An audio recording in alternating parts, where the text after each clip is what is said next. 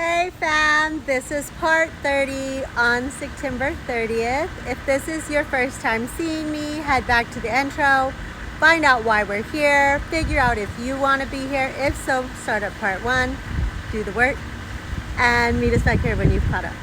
So today we're going to talk about ego. What is ego? It is who you think you are. Remember a few times ago I had mentioned that you think that you are your mind. So that ego tells you who you are, or so you think.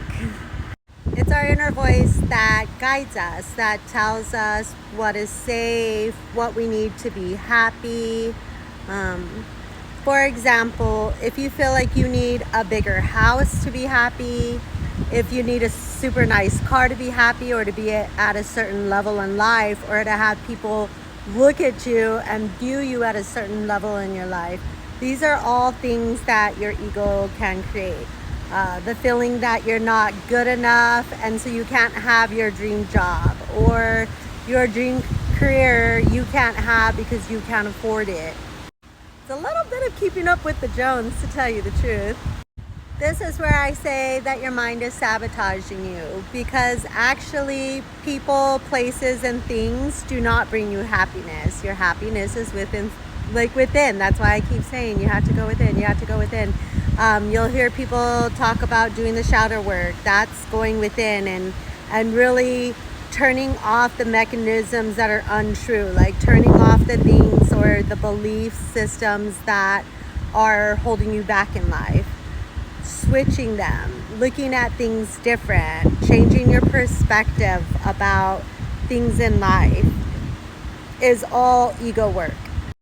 I used to look for outside validation for happiness, and no matter how hard I tried or how much I did to try to please others and make others happy, the only thing I did is make myself more miserable. There isn't anyone that can make me happy. There isn't any place that can make me happy. And there isn't anything that can be purchased, or any object that can make me happy. I did let my ego win and control me for, most of my life, because it wasn't until recently that I turned it off and now I control my mind and my body. But for a really long time, I told myself that I wasn't good enough, and I wasn't good enough for a lot of things. So I kept a lot of things from not coming into my life because of my own belief system. The scariest part of the journey of finding yourself is you're going to have to venture out into things that are uncomfortable. It is easier staying in those situations that you're comfortable with, or the mindset that you're comfortable with, because it's what you know. And a lot of people, like what I've learned in life is the majority of people, they're uncomfortable with change. You can't just sit on your couch and watch TV every evening because you have these shows that you're so curious on what's going on in this fake show that's on in front of you, instead of investing in yourself. You come home, you do the same routine every evening, and you never do anything to make changes for yourself.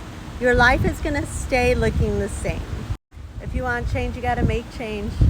So in the evening, instead of sitting in front of the TV, you start reading those self-help books. You start learning about your mind. You start learning about your soul. You start learning about the universe. You start trying to figure out who you are and why you're here and what your purpose is. That doesn't mean you sit on social media, but I'm not saying anything bad about social media, because honestly I found a lot of comfort there during my awakening. It's really hard being around people who are not on the same path as you. Not everybody is going to want to change at the same time. And no matter if you're tired, if you're truly tired and you want and need change, that doesn't mean anybody around you is going to get up and make those changes with you. So more than likely, you're going to be by yourself. But the self-growth journey, it's meant to be done alone.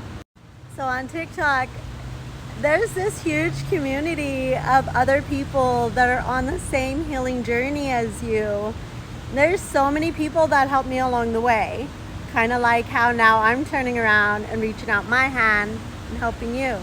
So you can always go on TikTok and look up spirituality, awakening, anything down that line, and it's gonna pull up other people just like me with this awesome information that's gonna help you down this path. And it also feels good to know that there's other people out there like you. It just feels like you're not so alone. You guys should definitely go check it out. So anybody can be like, hey, you need to work on your ego. But how do we do that? Like, how do we start working on our ego? So if you've been doing the work, start at part 1, do the work. And working through each one of those videos, it's teaching you the steps to change your perspective.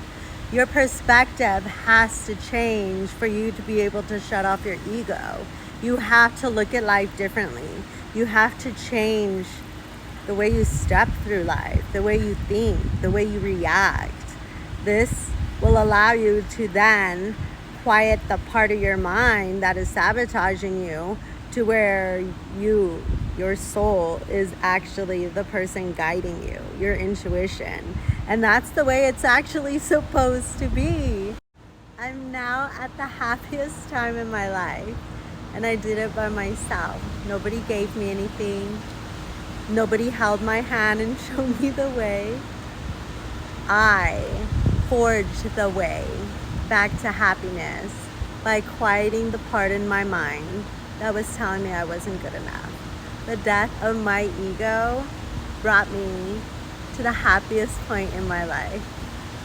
Change your perspective and change your life. As always, choose love, choose the light.